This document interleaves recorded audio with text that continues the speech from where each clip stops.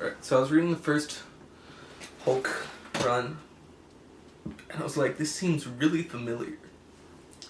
I feel like I've read something similar to this. So I checked my old comic books that I had, and I remember this. Hulk Season 1. It's a modern reimagination, retelling of the original story. Well, origin story, but in a more modern way. It's got good art. And I was reading it and I was like, these are very different books from what Stan and Kirby and Ditko wrote, /drew, /inked. So I decided to compare them. And I'm wearing a Hulk Bruce Banner inspired fit, got really big glasses, got combed over hair, like Bruce always has. Gloves so you can track them better. My skin kind of blends in. And it's got purple on it. Got green from Hulk on the inside. And I got Pepsi right here. And a little quag side I used as a bookmark for this entire thing. Got a little teleprompter right here. So I can actually read. Have an actual script. I'm going to be reading the first Hulk comic and compare it with the more modern one. That being Hulk Season 1 by writer Fred Van Lent and artist Tom Bowler. I'll be putting up a list of names of everyone who worked on this book right here. I have an entire list right on the front cover over here. Second page, I think. I'll be close to everyone. This book's not entirely canon and more is modern interpretation of the Hulk's origin. Part of this Season 1 series I retold origins of multiple heroes. It's got its own universe into it. We begin with a lightsaber looking bomb called the G-Bomb. I'm going to be saying lightsaber because we both know what it looks like. And its creator, who kind of looks like Peter Parker. In the first panel he shows up, Bruce Banner. Next we see him next to Igor, who just looks evil and has an evil name. I wonder what he's gonna be like. He really wanted to research on gamma radiation. Really wants that research that Bruce has, for some reason. Foreshadowing is a literary device that usually only works if I can't see the next page. The very next page, even. And there's this old man trying to look tough because he got a cool little nickname from his friends. Thunderbolt Ross.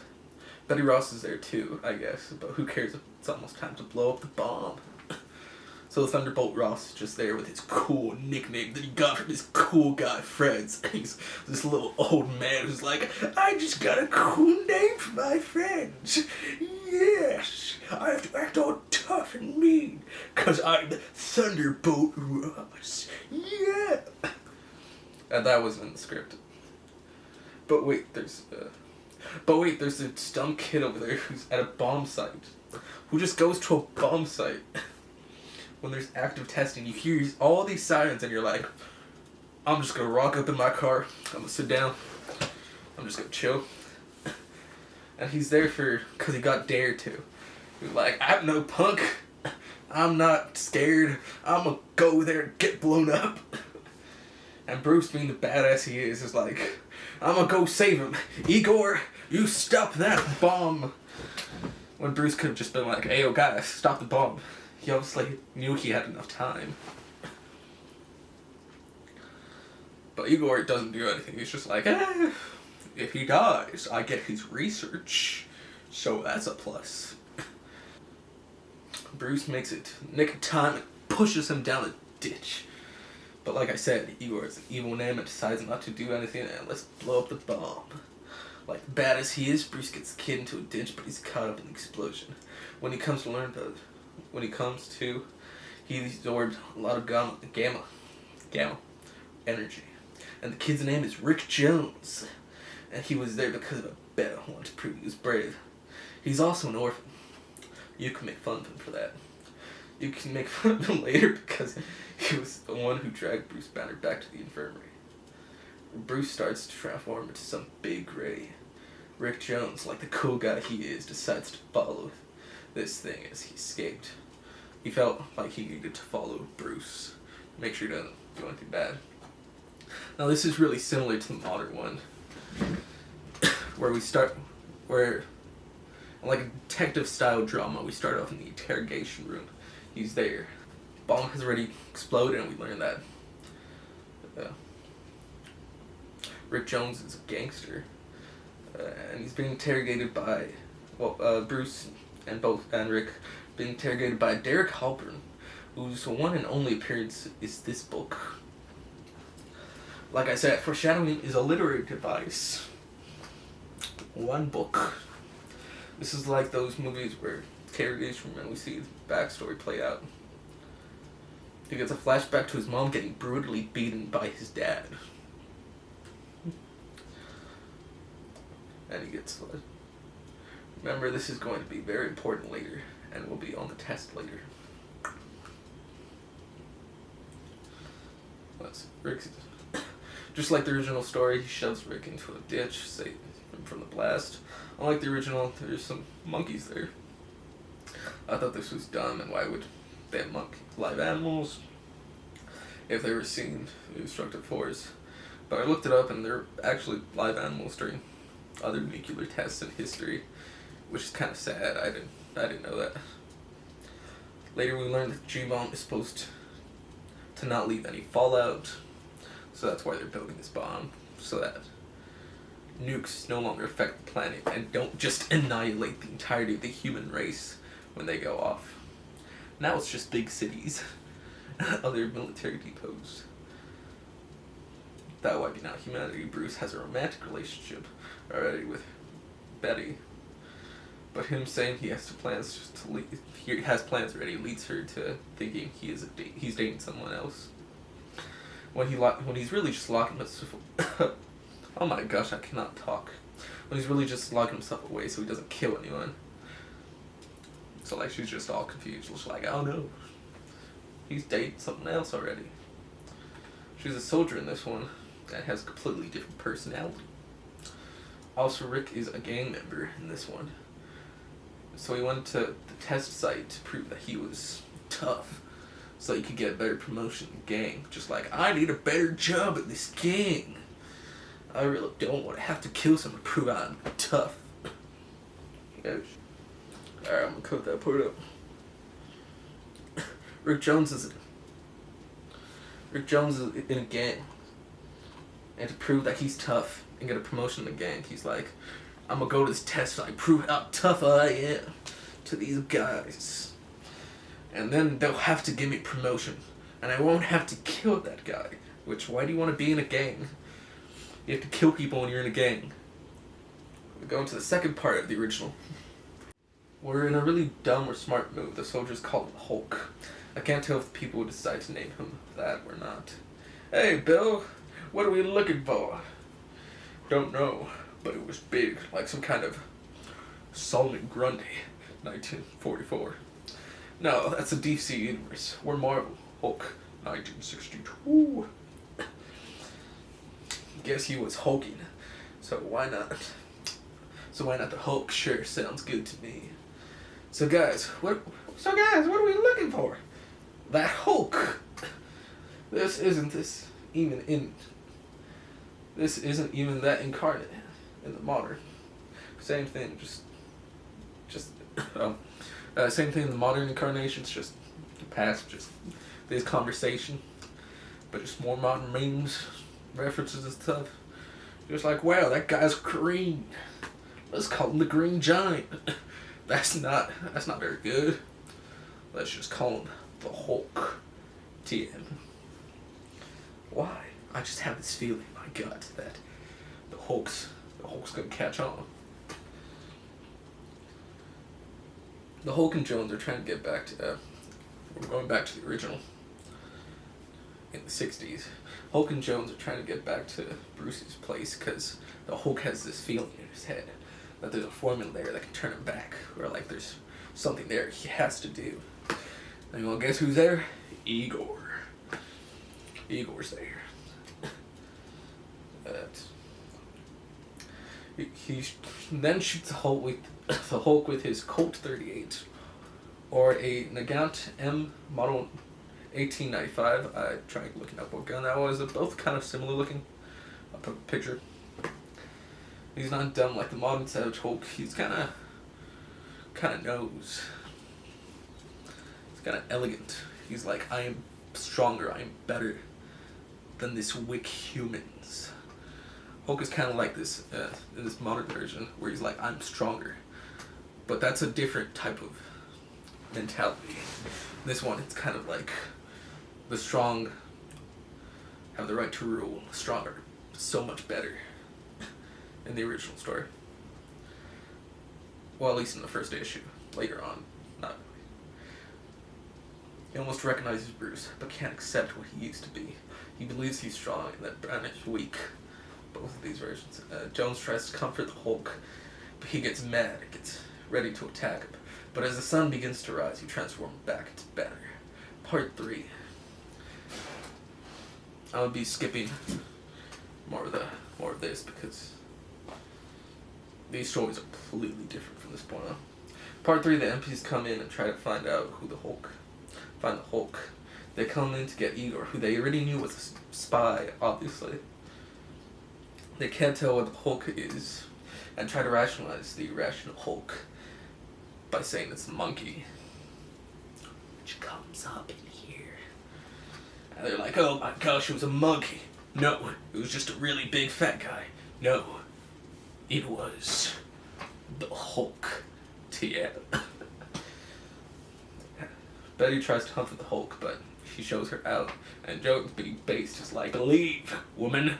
Love between a man and a woman? That's gross. Nah. Gross. Ew, yucky. You have cooties. Banner realizes that when the night comes, he's gonna turn to the Hulk. Hulk will too fear. He fears what the monster will do. In part 4, we see Igor on the cover, and he somehow grew facial hair and became more handsome. Like, a lot more handsome. Put here. Look at that difference. These are not the same guy. Who is this guy? Who is this guy? Handsome, rugged, old, decrepit, criminal, scientist, sexy, spy man. These are not the same thing. For a bit of context for this next part, John F. Kennedy is still alive and president. We haven't hit the moon landing. That's not for another 7 years. And the Cold War is still going on. Back to the modern story, we see Bruce lock himself away, running tests on his blood because this version is trying to be more scientific. This entire book's trying to be more scientific, more analytical, which is kind of boring. We see a weird kid being carried away by a nurse in the desert. This nurse is wearing yellow. This kid is obviously not normal because he's bald and wearing weird clothes and is definitely an orphan. You can laugh at him. And has a tattoo. Definitely could have just said tattoo, but he's definitely an orphan. The nurse sends him away so that he doesn't get caught by these weird scientists wearing yellow. The boy realizes that he gets into Bruce's underground bunker, and the Hulk's like, "Let me out. I'll help you if you let me out." So the boy lets him out so that he can go help the nurse. But the nurse already knew she was gonna die, so she's dead. So when the Hulk gets there, he beats up all the bad people, and he's like, I gotta help kids. That's what I truly feel in my heart. It's gonna come up later. Because Rick Jones is also what? A kid. So Hulk feels a distinct need to help kids. So Hulk beats up the people who killed her and are after the boy. After beating the scientist up, he goes back to the kid who's carrying the nurse's body, gets a flashback to his dad telling him to forget about killing his mom. The story isn't fun as the original. Definitely a lot darker. Not as fun. Turns out, the Hulk and the series I've been looking for and talking about are the ones from the test site. I'm going to skip this part so I can keep it more in line with the original. I'll go a little bit more into it. I just put that in skip because I didn't want to write that on down. because I felt like it'd make the video too long, but noticing that's like not even 16 minutes yet, I can go into it. But the monkeys are more of a plot device to explain how gamma radiation works off of DNA. And it's later explained that it also is kind of like a cancer and feeds into your worst qualities, making it more expansive, more bigger. So if you're an addict, you become this big cancer monster that's addicted to radiation. Like I said, what was his name? Derek Halpern only shows up in this one comic, and he becomes this ugly cancer monster thing that I'm not sure if I want to show on here, but yeah. It basically feeds into your worst qualities, and it has to do with your cells. Your cells have to be damaged. Not sure why they brought in the emotional element to this. I guess so that you could catch up to the more in-depth analysis that the Hulk stories usually go into in the modern era. I think I've read like maybe a couple of chapters in that books. I haven't read those years though, so I'm not 100%. Gonna skip the parts with the hot Italian lady. You won't see her, look it up. So I don't have to go too much into it. I'm gonna be skipping a lot of this book. It's very, well, not long, it's a lot longer than the original. And I'm skipping a lot of that one because the boy explains he used to live in a secret base. And he's basically being drained of his blood so they can make drugs. Like I said, darker, not as fun as the original. Hulk, because he loves kids, decides to go destroy that base. Because draining kids of their blood to make drugs is not a good thing. And while the Hulk is destroying stuff, they trap him in some goo, expanding foam basically. And they talk to him, they're like, "Oh, what is this thing? Intriguing. We can use this guy. You, what are you? I am Hulk. What are you doing, Hulk? We can make a deal. You destroy our enemies, we'll help you. Hulk have only one enemy. Banner." And they're like, we can deal with this Banner. Where is he? Banner in here. Me don't like Banner. And they're like, I can make a serum so that you can deal with this Banner, you know, deal with these impulses. Get rid of your ego. Now back to the original. This is the fun part. Now we go back to the original. There's this guy called the Gargoyle, who's this big mutated head guy. Great faces. I'm gonna put up a lot of faces throughout this entire part. The Gargoyle is in contact with Igor from earlier. Big, handsome, very handsome, rugged man. Put a picture here. And he's like, I am Igor. There's this big, ugly, green thing. Very strong.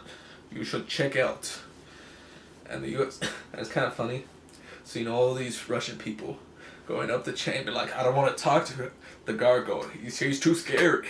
I'm not going to talk to him. You go talk to him. I don't want to go talk to him. I'll get the next guy.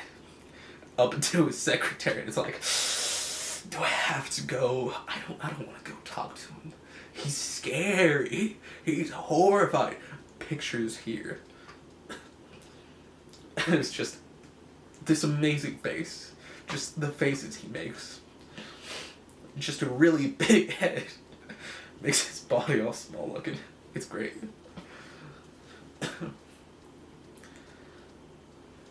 He wants to hunt the Hulk as a trophy / slave.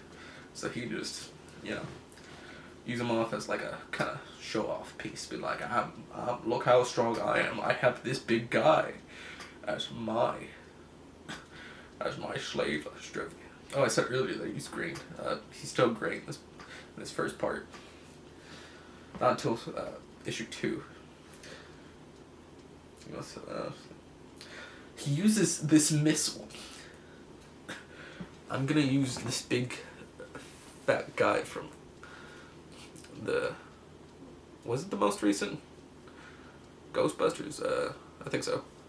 Basically, no, the one before. Basically, it flies away. This missile, this top section flies away. This is where he's at. These parts get blown up by U.S. missiles. This part goes into the ground. Over here, he gets out. He's like, okay, I go fight Hulk now. Yes. Big Russian man. And the U.S. explode this missile, and it doesn't cause any international crisis. This happens again later. No repercussions, just straight up, we sent missile over there. You blew it up. John F. Kennedy's just like, Bay Pigs just happened. If we do any more than this, I mean, it's not going to look good for my career, so let's just sweep this under the rug. Handsome picture of John F. Kennedy here. Meanwhile, Bruce and Rick Jones are driving somewhere. Rick is gushing over how in a totally non-expository way, all just to say, you're smart and have good personality. You like jazz. And yet you turn into the monster, and that sucks. While driving, Bruce transforms. He doesn't crash the car, he kind of just crushes it with how heavy he is. And I can't tell if he's supposed to be crashed or if he crushes the car with how heavy he is as the Hulk. And then there's like, this is the most handsome and perfect head of Bruce Banner. No, never mind, it's the ugly, decrepit, disgusting head of the Hulk. TM. Trademark. The gargoyle is just there in the corner, just watching like, I would shoot you with my gun if you were closer. We see Betty with her father, Thunderbolt Ross, and his cute little nickname. Oh my gosh, I'm thirsty. We see Betty and her father decide. We see Betty with her father and decides, because I'm worried Bruce will go, I'm going to go for a walk. I'm too worried about Bruce. I need to calm my head. Oh, I'm a defenseless woman. As they were back then. MJ hadn't been written up to this point yet. We'd still stand late. Right, women. If you know Gwen Stacy, you know Gwen Stacy. Sure worried about Bruce. If only I could do something like go see him. But I sure am glad this Hulk thing doesn't exist. Yeah, I'm in this place that kind of looks like a graveyard. Oh no. Wouldn't it be a shame if I got attacked by the Hulk? Ah! It's the Hulk! She then faints, and the Hulk's like, puny woman, how weak you are. Hulk is strong. And also Rick Jones is there being like, calm down. Calm down. Hulk just says, what a weak person, just like everyone else. Then the gargoyle pops up after Hulk says that. After Hulk says, no one orders the Hulk. He says, I do. Now turn around and face the gargoyle. He apparently has a gun that saps away will. That says slavery is bad and attacks him with a gun, hits him with a gun that saps it. He has a gun that saps your will. He then shoots the Hulk with the gun that saps your will. He's like, I don't need to use this gun on this 14-year-old. How old are you, Rick? I don't know. I forgot to write that down. Well, get in the truck. I don't need the gun that saps your will to shoot you. You're just a child. And he basically uses the gun that saps your will on this truck driver so that they can go to the coast, so that they can get into this raft that can then go into this ship that they can then use. I'm not even joking. This is a jab on the USSR being like, this is a plane designed after the X-15. They stole the designs. They can't design planes that go into space. That would be crazy. Stan Lee. I'll be back. In a twist that I'm 100% sure was because these parts are like 3 to 5 pages. When the gargoyle finally gets to them, he's like, it's gonna be very quick. The gargoyle is like, why would you do this to yourself?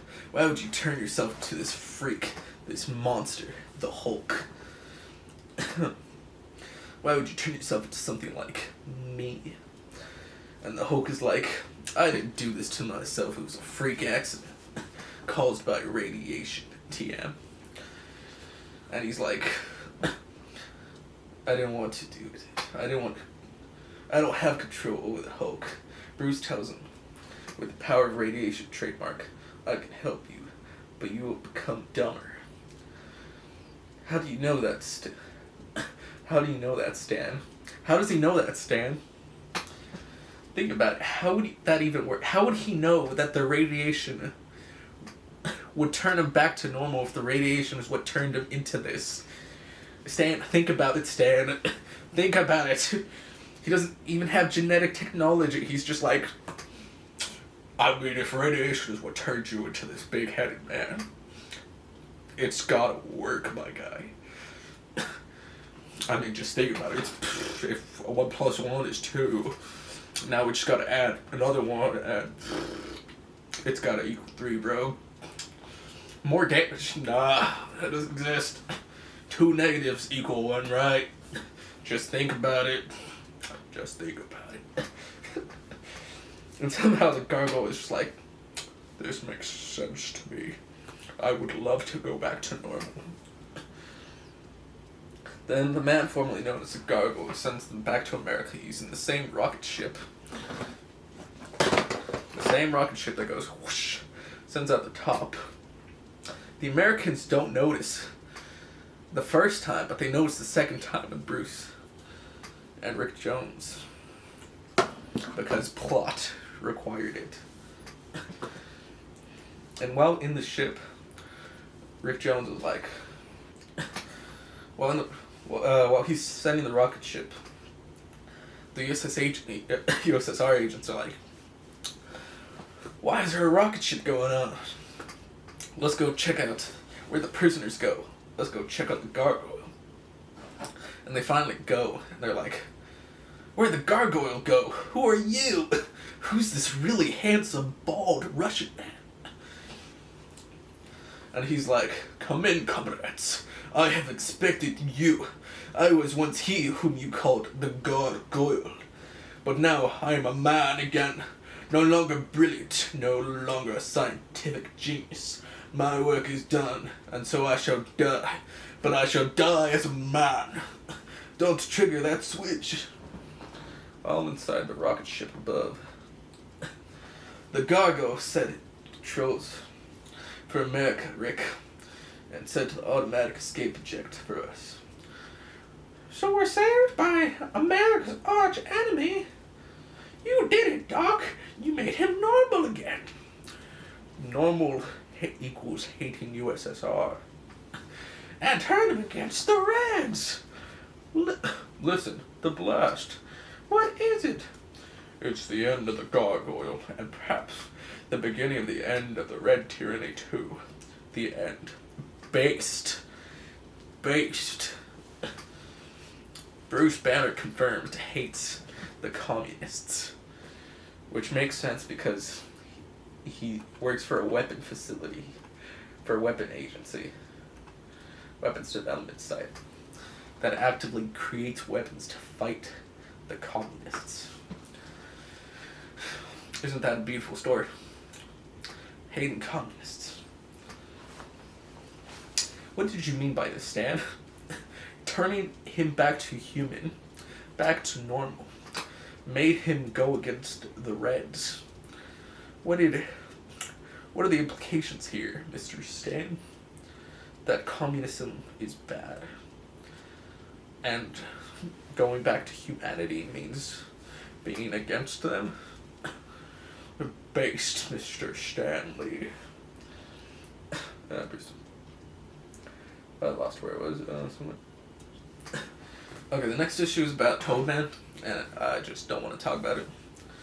I think I have enough to talk about this. The Hulk goes to fight against this. We're going back to this book. The Hulk goes to fight against the scientists' enemies. The scientists are kind of just AIM, but calling themselves them. It's a different name. After some research, them actually oversees AIM. They work for Hydra or something. They're kind of old. And their enemy, who's the gangster that Rick wants to work for, is the Gargoyle, which is why I stopped it over there. And he has these USSR robots that he uses. And he kind of mentions that he worked at Chernobyl and other radiation sites. So there's another connection there. After Hulk beats up all these robots, he brings Rick Jones, he saves Rick Jones. And Rick Jones is like, thank you, Mr. Banner. Can I find it? After beating the USSR bots, he goes back to get the serum from them, all capitals, that will suppress Bruce and make him give in to his emotions. Okay, so after getting the serum, Hulk goes back to the bunker. And the agent guy from earlier at the beginning, who's interrogating him, is also watching him. And AIM tries to go into there to stick Bruce with the needle. And they attack him. And the guy from earlier, the detective, MP guy, he had drugs in his car that got wrecked by them. And so he has to go to prison for a bit to breed. And Thunderbolt Ross is all angry at him like, you ruined your life with drugs. You weren't that type of guy. And the Hulk goes to them. And he's all mad because he's like, because he finally learned what was up with that kid earlier. He was like, what's up with that boy? Why you still want it? And he learns about them being drained of their blood for drugs. So he just beats them all up and takes the kids to an orphanage he goes to Rick's house, Rick Jones' house. And he's just like, the boy just walks up being like, the Hulk, he sent us here because we're orphans. Our friend said you and my brothers and me, or he's making me say this, or he will smash you. So it's just these kids just walk up to Rick Jones' house, this 15-year-old, just being like, the Hulk sent us. You better take care of us, mister, or else he's gonna kick you. And the detective from earlier, who I really should remember the name of, what's his name? Derek. The Italian chick from earlier, who was working on monkeys, gets him to a dunk tank filled with gamma radiation. And the next part is the Hulk and Bruce having a mental battle inside their mind. Also inside of a barn. And he's telling him about the serum. And the Hulk is getting mad at him, being like, you better take that serum, you're weak. You let mama die. And the Hulk is like, there's nothing I could have done. Well, Bruce is like, there's nothing I could have done. I was just a little baby. And the Hulk is like, I could have done something. I was there. I was inside your head. And he's like, I will never stop hurting you until you give in. Because I could have done something. I could have saved mama. And then Bruce Banner's like, wait a minute, you're just emotions. You're just emotions, and I'm the one in control. You're a passion, Hulk, but I'm will. You said it yourself. I bottled you up for years. Why stop now? No. You underestimated me, Hulk. Don't feel bad. Most people do. but he put me through as a kid. You don't survive that by being weak. He's talking about his dad. I'm the strongest there is. God. And Hulk still stabs himself with it. Wait, is he stabbing himself? I can't tell. And I think Bruce has some type of control over him now or something. So Derek got stuck in the dunk tank, and Betty Ross, who's Betty Jones? Betty Ross gets in a fight with the Italian chick while Derek's inside the tank with all that gamma radiation. She messes up real bad. He turns into this big, what basically looks like spaghetti monster that I'm not going to show, and he's addicted to radiation. And Rick Jones takes the orphans to an orphanage center that he grew up in with a big old bag of cash. I am starting to get lightheaded.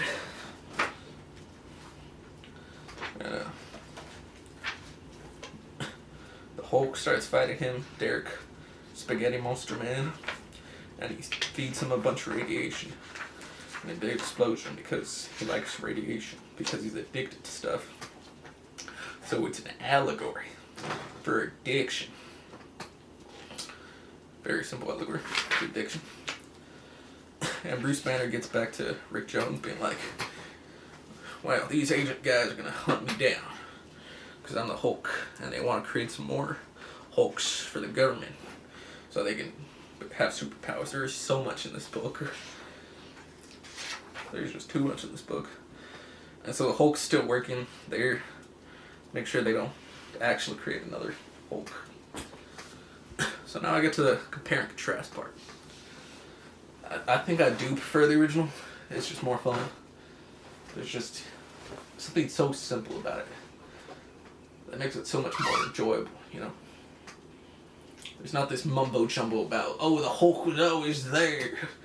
He's from your emotions. There's no science about it. It's just, my gosh, I became the Hulk. Ain't that wacky? And I'm all depressed now. Well, on this one, it's just, oh yeah, I fight back the Hulk. Because I'm mentally strong. But still, it's still enjoyable. I'm pointing to it and you can't see it. It's still enjoyable. I would still recommend reading the original and this one if you want to catch up.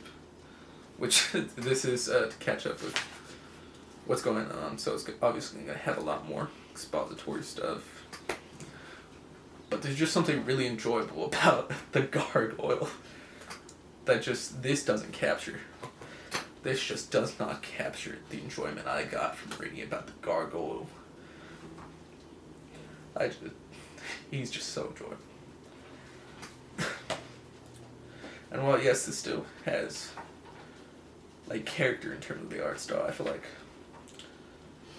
still feel like Jack Kirby's designs are still there. It's still an amazing design. While this one, he just kind of looks like a big old green man. Look at that. He's just a big old green man.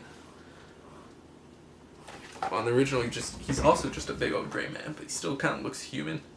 This one, he's just the Hulk. He's just Bruce Banner, but great. I mean, I'm getting pedantic, and I don't even know what I'm talking about. Hope you enjoyed the video. Not sure where the rest of my script went. So while the original story isn't quite as good as this story, there's still something there that I feel like is enjoyable. There's still something so raw about it. You know, it's the beginning to something that just wasn't there before. Well, this is just, the newer version is just a retelling. It's a collection of what other authors have made. While the original is just, these three guys got together and went, I have an idea. Stanley went, what if the monster was the good guy? What if he was the good guy, but we just didn't know? What if he's also still a horror monster while also being the good guy? It's a mental push and pull between the scientists and the monster / hero that is the Hulk that still carries on to other stories that are still amazing. You get Savage Hulk, you get